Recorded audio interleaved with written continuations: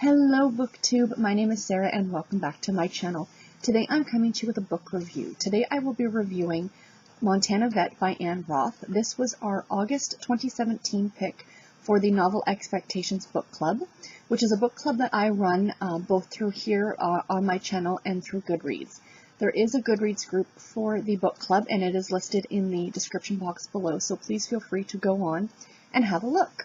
So let's jump right into the review. So this book was, I'm just looking at my notes. I gave it 3.5 stars, and it has an average rating of 3.82 stars on Goodreads.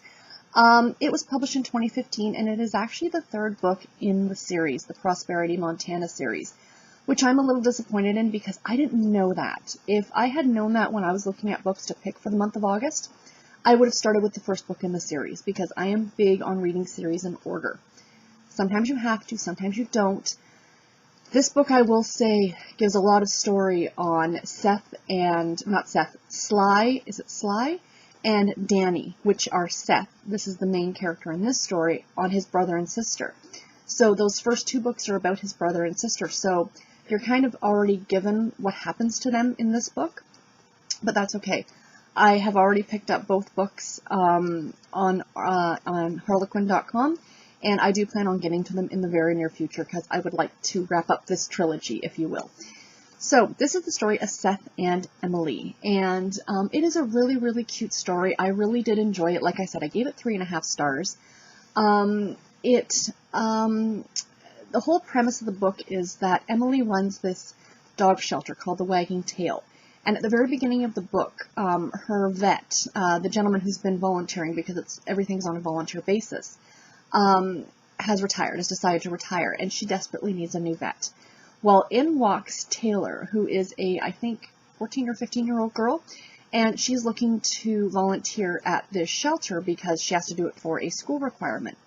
Well, right from the get-go, I'll be honest with you guys, I'm sorry if the camera's shaking. My cat has decided that this is the optimal time to get petted and loved. You know, as soon as I sit down to do a video. Anyway, right from the get-go, Goran, please stop. She has an attitude, and it comes right off to Emily, and right away from the get-go, I did not like this girl at all. I'm sorry. You know, she wants to cop an attitude to Seth, who is her legal guardian, and, you know, so be it, but to a perfect stranger when you're trying to get essentially a job to help with your grades, yeah, you need to be a little bit more mature there, and she really, really bothered me, and I did not care for her at all. I'm sorry. First impressions are always so very important, and she did not really even redeem herself to me in this book. You know, she had issues that she was dealing with, and I get that. But the way she dealt with them, I mean, granted, again, she's a 15-year-old girl, but she's a 15-year-old girl. She's not 8. You know, she knows at that point on how to handle her emotions. So the whole backstory with Seth and Taylor, and I'm sorry, I'll be kind of jumping all over the place, which is, you know, I kind of talk about things as they kind of come to my mind, is that Seth used to date Taylor's mother, and then they split up and he left, but he wanted to keep in touch with Taylor, especially because he really cared about her, and he thought she was a very sweet little girl, and he wanted to keep a relationship with her, even though him and her mother were no longer together. Well, then the mother dies in a car accident, and Seth is named legal guardian. I guess that was in the mother's will. Well, Taylor has always been led to believe that Seth left them and wanted nothing to do with Taylor anymore, when in reality he kept trying to get into contact with her, but the mother pretty much stopped that every time she got a chance. So that was their whole backstory, and no matter what he told her that, you know, no, I wanted to keep in touch with you, she just didn't believe him, because, I mean, she'd been told all this stuff by her mother, and, you know, a young girl is going to believe what her mother tells her, you know what I mean? So that was kind of sad.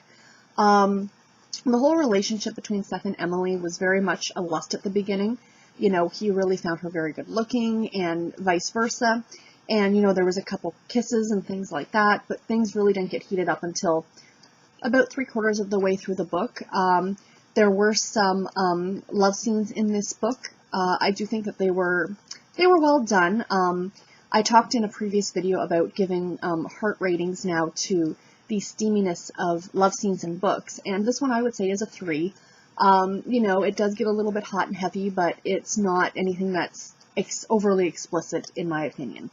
The one thing that I know a lot of people, when I was reading through all the comments about people finishing the book in the Goodreads group, were commenting on the cinnamon rolls. One of the characters, Danny, which is Seth's younger sister, I think, she runs a bakery, and they talk about these cinnamon rolls, and oh my god, they do sound so good. It makes you crave them so much, and I thought it would be really cute if the author had included maybe a recipe for cinnamon rolls at the end of the book. That would have been a lot of fun. But yeah, I mean, overall, it was a really cute story. I really did enjoy it. I liked the relationship between Seth and Emily, which was like the biggest part of the story. It only takes place over a 6-week time period, but it's really, really cute. Again, I am disappointed that Goodreads wasn't on the ball originally by making sure that we knew this was the third book in a series. But C'est La Vie, you know, I'll go back and read the first two.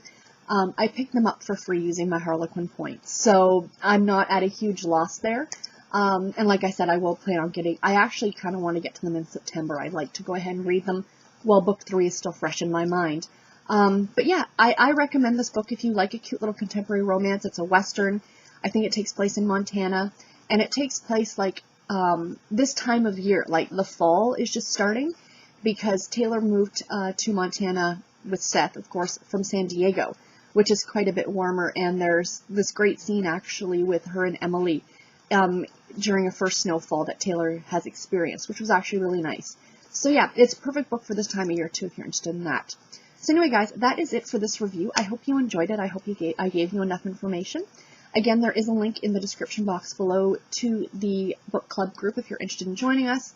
And this month, for the month of September, we are reading Sleep with the Lights On by Maggie Shane, which I'm super excited about.